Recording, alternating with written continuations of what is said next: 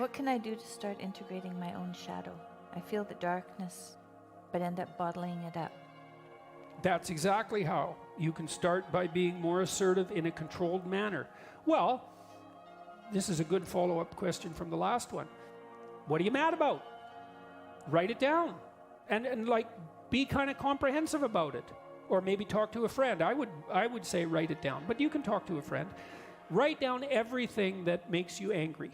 And you're going to think, well, some of those things angry are stupid. It's like, yeah, probably. That's not the question here. We're not trying to figure out if you're reasonable or not. Of course you're not, because who is? So you're not. So write down everything that makes you angry.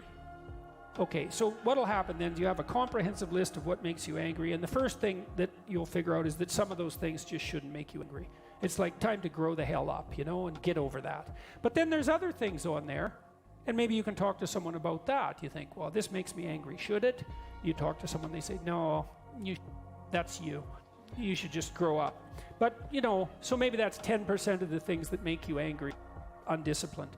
But then there'll be some other things that make you angry because you're being taken advantage of, or you're allowing yourself to be taken advantage of, or you're taking advantage of yourself, or you're not objecting when someone else is asking you to do something you don't really want. Like, there's something going on.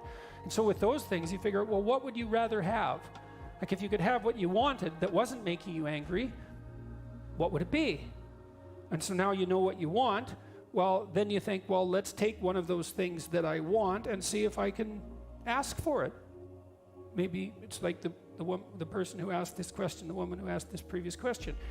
Maybe she has to go to her husband and say, look, I need you to spend 15 minutes after dinner with the kids so I can, you know, be alone. Would you do it for 15 minutes or 10 minutes? Or would you do it for 10 minutes like 3 times a week? You know, you have to negotiate. What's the other person willing to do? You need to know what you want and need, and then you need to communicate it to them, and then you need to negotiate a solution. And that's how you get more assertive. And you start small. You get more assertive by telling the truth, right? That's how. It's like, I'm irritated and annoyed that this isn't happening, and here's something that you could conceivably offer me, and this is what I'm willing to do in return, and could we see if that works?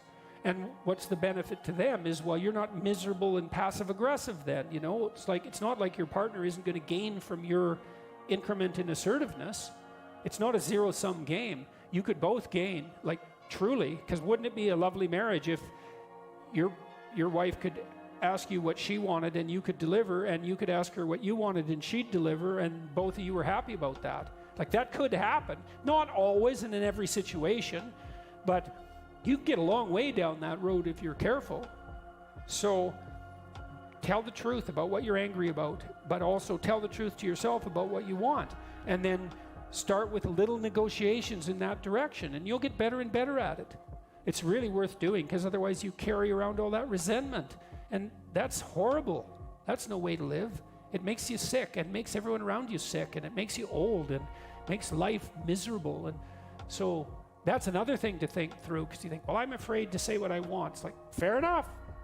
Who isn't? How afraid are you of not saying what you want? Well, I'm used to that. Well, that doesn't mean it isn't horrible. You're just not accounting that as a risk, and you should.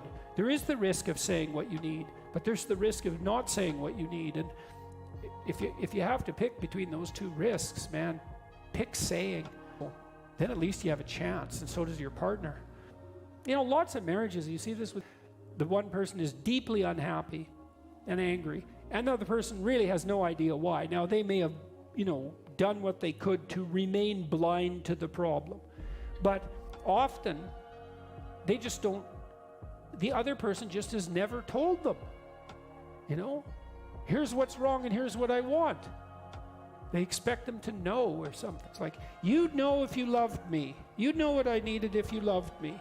I bet, how many of you have said that? You should have your lips sewn together if you say that. Because the right response to that is, no, I'm stupid. You have no idea. I'm so stupid I married you. And so, how much do you think you can expect from me? I can barely do what you tell me to do, much less guess what it's supposed to be. So, like, give me a break and tell me what I can do badly that might be vaguely pleasing to you. That's a good approach. You know, if I've approached Tammy and I say, look, I'm really stupid and I mean it, and I'm amazed you put up with me, and because I sure can't figure out why you would, and if you tell me what you want in some way that I can manage it, and you let me try it out stupidly and badly for a while, I might be willing to give it a shot. What do you think? And usually she'll tell me something I can do, and vice versa. And usually it works, if we allow ourselves also that opportunity to practice it stupidly for a while. You know, because maybe you want your partner to say they love you, you know, now and then, whenever that is. And so then you think, okay, how often? How often? Every day? Well, that'll get a little old. Well, once a week. Okay, once a week. How about Monday? I know you think that's funny, you know, but maybe if you got it right, someone would tell you they loved you once a week for the rest of your life and mean it. And maybe that would be better than not having it at all. So you think, well, Monday, you know, Monday when you come home from work, well, that's a bit formulaic. It's like, yeah, well, and how about some flowers along with it? It's like, well, then how about once every 2 weeks? Okay, deal. And you think, well, that's kind of, like I said, it's formulaic, it's not spontaneous, it's sort of rote. Here's some flowers, I love you. It's Thank like, you. well, could you be right? That's right, man. I had this friend, he bought his wife flowers. It took him 3 days to convince her that he bought them. That's not the right response. I got some flowers for you. No, you didn't.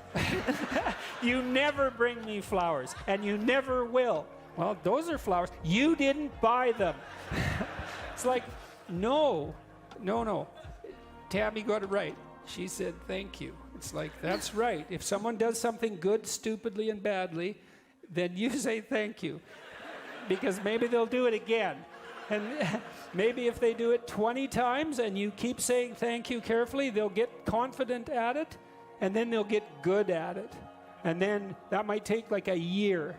And then you've got 40 years where it's happening and they're expert at it. And like, more power to you. So that's a good place to stop.